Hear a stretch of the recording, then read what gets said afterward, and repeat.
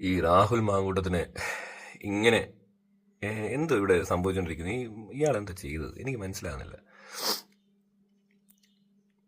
എങ്ങനെ ഇതൊക്കെ എങ്ങനെ പീഡിപ്പിച്ച പെണ്ണുങ്ങൾ ഗർഭിണിയായിട്ട് പിന്നെ അത് അലസിപ്പിച്ചിട്ട് വർഷങ്ങൾ കഴിയുമ്പോൾ വീണ്ടും വരുന്നതെന്നൊരു ഐഡിയ കിട്ടുന്നില്ല. ഇതൊക്കെ എങ്ങനെ പീഡനമാകുന്നേ? കൺസെൻഷ്യൽ ആയിട്ടുള്ള സെക്ഷൽ ആക്ട് നടക്കുന്നു. അത് കഴിയുമ്പോൾ ഈ പറഞ്ഞ ഗർഭം ഉണ്ടാകണമെന്നുണ്ടെങ്കിൽ കോണ്ടം ഉപയോഗിക്കാൻ പാടില്ല, കോൺട്രസെപ്റ്റീവ് പിൽസ് ഒന്നും ഉപയോഗിക്കാൻ പാടില്ല. ഇത് രണ്ടും കഴിഞ്ഞാലല്ലേ ഗർഭിണിയാകത്തുള്ളൂ. ഇത് രണ്ടും ചെയ്യാത്തത് ആരാ? രാഹുൽ മാങ്കൂട്ടമാണോ കോൺട്രസെപ്റ്റീവ് കഴിക്കേണ്ടത്? രാഹുൽ മാങ്കൂട്ടമാണോ കോണ്ടം ഇടേണ്ടത്? എനിക്കത് അറിയണ്ടേ. ഇത് കെയർ ചെയ്യേണ്ട ആൾ ശരിക്കും പെണ്ണാണ്. കാരണം പെണ്ണിനാണ് ഗർഭിണിയാകുന്നത്. മറ്റവനത് ഇടേണ്ട ആവശ്യമില്ല, അതാണാണ്. അവരുടെ പണി അത് തന്നെയാണ്. നമ്മളിത് ബയോളജിക്കൽ അല്ലെ പരിണാമപരമായിട്ടൊക്കെ ആലോചിച്ച് കഴിഞ്ഞാൽ ആണുങ്ങളത് ചെയ്യരുത്.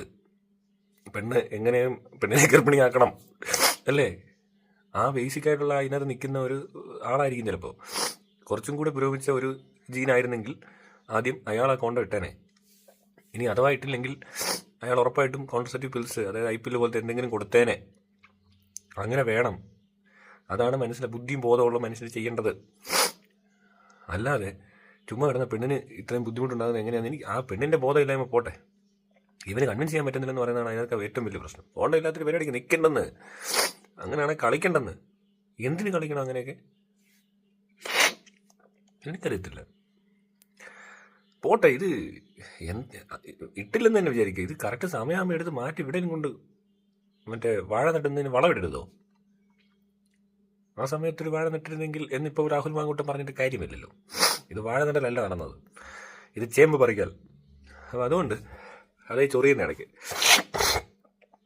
പറയുന്ന എന്നെ കണ്ടപ്പോൾ ടിങ് ടിങ് ടിങ് കാണാമല്ലേ. കണ്ണാടിയിൽ എന്താ കണ്ടതെന്ന് എനിക്കറിയില്ല. ഞാനങ്ങനെ അപ്പോൾ ഈ സംഭവമൊക്കെ ഇതിനൊക്കെ ഒരാളെ അറസ്റ്റ് ചെയ്യുന്ന നാട്. ഇതിനെ അറസ്റ്റ് ചെയ്യുകയല്ല വേണ്ടത്. ഇതിനകത്ത് ആ പെൺകുട്ടിയെ കൗൺസിൽ ചെയ്യുക വേണ്ടത്. ആ പെൺകുട്ടിക്ക് ഇപ്പോഴും അറിയാവോന്ന് എനിക്കറിയത്തില്ല. അത് അങ്ങനെ ട്രീറ്റ് ചെയ്യേണ്ടതാണ്. ഇനി രാഹുൽ മാങ്കൂട്ടത്തിനോട് ചെയ്യേണ്ടത്, താങ്കൾ ഇങ്ങനെ അയാൾക്ക് കൗൺസിലിംഗ് ആണ് വേണ്ടത്. മനസ്സിലായോ? അല്ലാതെ സെക്സ് എന്ന് പറയുന്ന ഈ സാധനം രണ്ടുപേർക്കും ആവശ്യമുള്ളപ്പോൾ രണ്ടുപേരുടെ പരസ്പര സമ്മതത്തോടു കൂടി ആ വികാരം ആ വികാരം ഉണ്ടായപ്പോൾ ആ സമയത്ത് അവിടെ ഉണ്ടായിരുന്ന ഏറ്റവും അടുത്ത അല്ലെങ്കിൽ ഈ വികാരവുമായി മാച്ച് ചെയ്ത അതേ വികാരം പ്രകടിപ്പിച്ച ഒരു സ്ത്രീയോ പുരുഷനോ തമ്മിൽ കാണുമ്പോൾ അവിടെ ഇത് സംഭവം നടക്കണ്ടേ? ഇത് നടക്കാൻ പാടില്ലാത്ത എന്താണ് നടന്നിട്ടുള്ളത്? റേപ്പ് എന്ന് പറഞ്ഞാൽ അത് ഇതാവാൻ വഴിയില്ല. ഇങ്ങനെയല്ല റേപ്പ്. വേണ്ട റേപ്പ് ഇങ്ങനെ അല്ലടേ.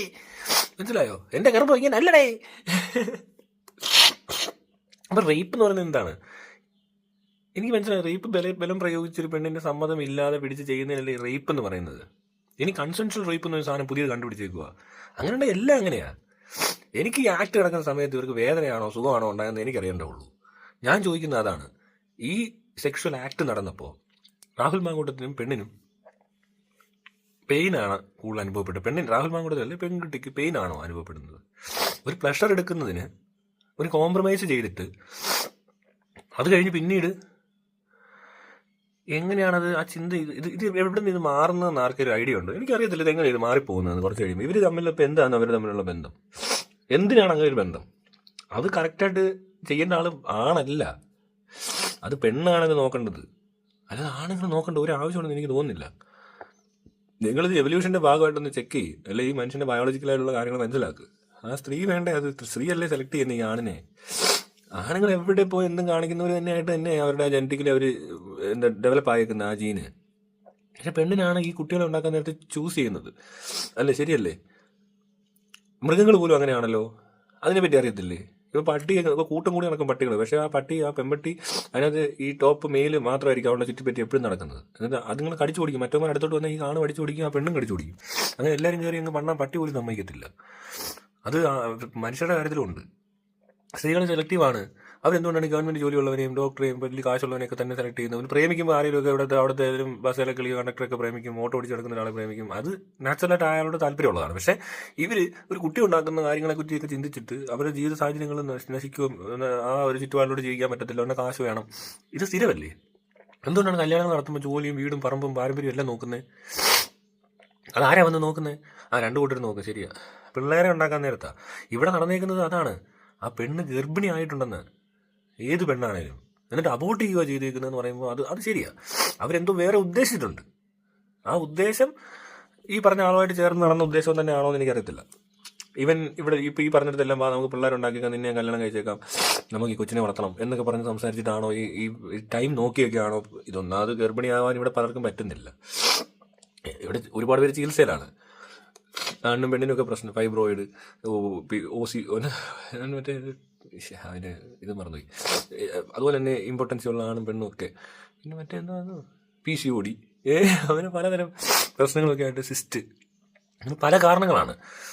ഓരോ കാരണങ്ങൾ, ഹോർമോണൽ പ്രശ്നങ്ങൾ, ഇതിനൊക്കെ ഭയങ്കര ട്രീറ്റ്മെൻറ്റ് എടുത്ത് വഴി നീളെ ബോർഡ് വെച്ചേക്കാണ്, വന്ധ്യതയ്ക്ക് ട്രീറ്റ്മെൻറ്റ് ഉണ്ട്, കുട്ടികളുണ്ടാകുന്നില്ല എങ്കിൽ നിങ്ങളുടെ അത് ഇങ്ങോട്ട് പോര്, ഇവിടെ ആർക്കും പറ്റില്ല, ഞങ്ങൾ വേറെ ഒന്നതിനെ ഉണ്ടാക്കി കൈ തരാമെന്ന് പറയുന്ന പോലത്തെ പരിപാടി നടക്കുന്ന നാടായത്.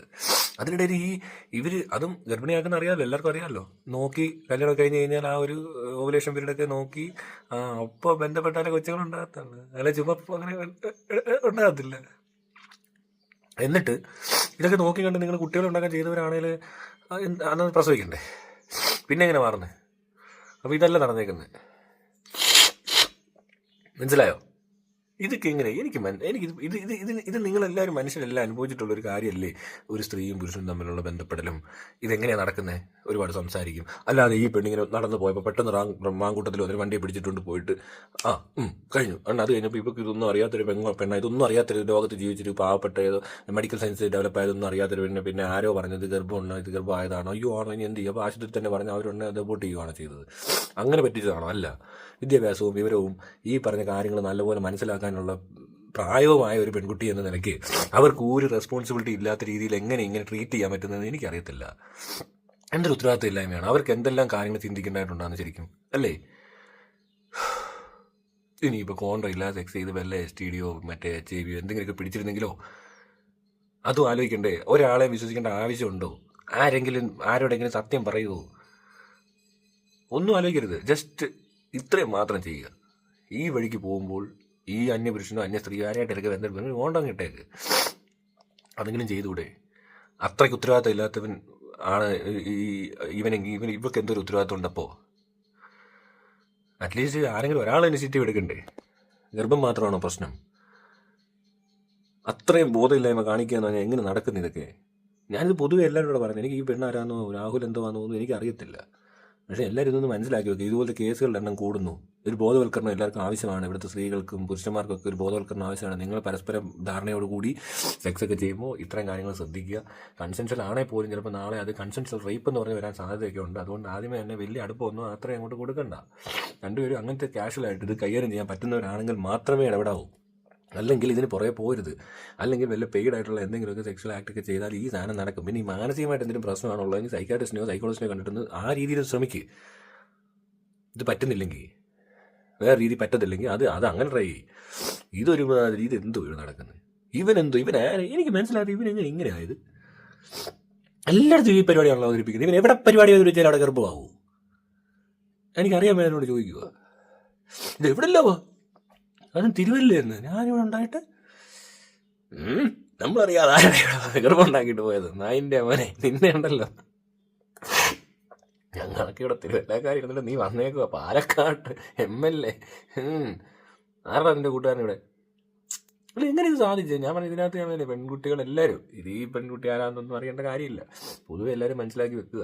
ഒരുപാട് കാര്യങ്ങൾ അറിയാനുണ്ട്. ഇനി എന്തെങ്കിലും സംശയങ്ങളുണ്ടെങ്കിൽ തീർച്ചയായും ചെകുത്താൻ 2024 എന്ന പേജിൽ മെസ്സേജ് അയക്കും. ഞാൻ പറഞ്ഞു തരാം എങ്ങനെ ചെയ്യണമെന്ന്. എല്ലാവരെയും മനസ്സിലാക്കി തരാം. ഇത് എവിടെ വരെ പോകും, എങ്ങനെ അവസാനിക്കും, ഇത് എങ്ങനെ ഡീൽ ചെയ്യണം, എല്ലാ കാര്യങ്ങളും പറഞ്ഞുതരാം. അതാകുമ്പോൾ പിന്നീട് കേസ് കൊടുക്കേണ്ടി വരത്തില്ല. അതാണും പെണ്ണും ഒക്കെ കൗൺസിലിംഗ് എന്നൊന്നും പറയാൻ പറ്റത്തില്ല. എൻ്റെ അനുഭവത്തിൽ നിന്ന് ഞാൻ പറഞ്ഞുതരാം.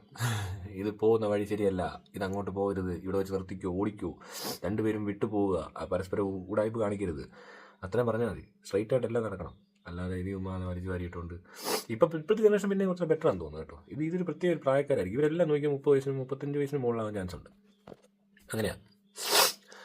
പിന്നെ അതും അല്ലെങ്കിൽ ആ താമസിക്കുന്ന ഏരിയയുടെ ഒരു പ്രത്യേകത ഉണ്ടാവും. ഇവരുടെ കമ്മ്യൂണിറ്റി, അത് ക്രിസ്ത്യൻ ഹിന്ദു കമ്മ്യൂണിറ്റീസിൽ ഒരു middle class, above middle class എന്ന് പറഞ്ഞൊരു range, middle class low middle ക്ലാസ്സിലോട്ടല്ലേ സംഭവിക്കുന്നത്. ഈ ഒരു ഏരിയ ഉണ്ട്, ഇതിനിടയ്ക്കുള്ളൊരു ഏരിയ ഉണ്ട്.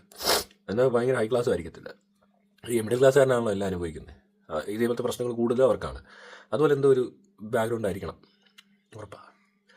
ഒരു ക്രിസ്ത്യൻ ബാക്ക്ഗ്രൗണ്ട് ആണെങ്കിൽ കൊള്ളാം, നല്ലതായിരിക്കും. അതുകൊണ്ടാണ് ഇങ്ങനെയൊക്കെയുള്ള സ്ഥലത്ത് ഈ രീതിക്ക് അവർ കാണുന്നതും അങ്ങനെ മനസ്സിലാക്കുന്നതും അങ്ങനെ ഇടപെടുന്നതും പിന്നീട് ഇങ്ങനത്തെ കോംപ്ലിക്കേഷൻസ് ഉണ്ടാകുന്നത്. അപ്പോൾ അവർ ജീവിച്ച സ്ഥലം, ഇപ്പോൾ തിരുവല്ല എന്ന സ്ഥലം, അവിടുത്തെ ഒരു ക്രിസ്ത്യൻ ഫാമിലി, അവരുടെ ആ ഒരു ചുറ്റുപാടിൽ ആ ഒരു പെൺകുട്ടി എന്തൊക്കെ ചെയ്യാൻ പറ്റും, അല്ലെങ്കിൽ അവരുടെ മാനസികാവസ്ഥ എങ്ങനെയായിരിക്കും, മലപ്പുറത്തൊരു പെൺകുട്ടി അവൾ എങ്ങനെയായിരിക്കും ചിന്തിക്കുന്നത്.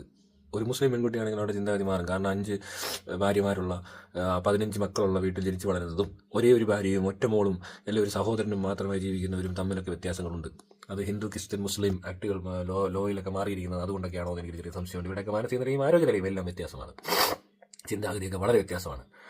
അത് മനസ്സിലാക്കണമെന്നെങ്കിൽ ഇന്ത്യ എന്ന് നീ ആദ്യം അറിയണം, ഇൻഡിപെൻഡൻസ് എന്ന് നീ ആദ്യം അറിയണം, ഫ്രീഡം എന്താണെന്ന് അറിയണം, ലിബർട്ടി എന്താണെന്ന് അറിയണം. റെഗുലേറ്റഡ് ഫ്രീഡമാണ് ലിബർട്ടി. അത് പഠിച്ചു കഴിഞ്ഞാൽ പിന്നെ പെൺകുട്ടികളൊന്നും പീഡിപ്പിക്കേണ്ടി വരത്തില്ല. നമ്മൾ ഇജാക്കുലേഷൻ മാത്രം മതി എന്ന് പറയും, അല്ല ഇറക്ഷൻ വേണ്ട, എനിക്ക് ലിക്ക മതി എന്ന് പറയും. രണ്ട് വിരുദ്ധാഹാരം കഴിക്കും അവരൊക്കെ, അവർക്ക് വലിയ കുഴപ്പമുണ്ടാകത്തില്ല. മനസ്സിലായോ? അവർ വേറെ, അവർക്കൊന്നും വലിയ കുഴപ്പമൊന്നുമില്ല. അവരൊക്കെ കണ്ടില്ല, കാണാൻ കിട്ടുന്നില്ല, അറസ്റ്റ് ചെയ്യാൻ പറ്റത്തില്ല. ഇവരൊക്കെ ആരല്ലേ?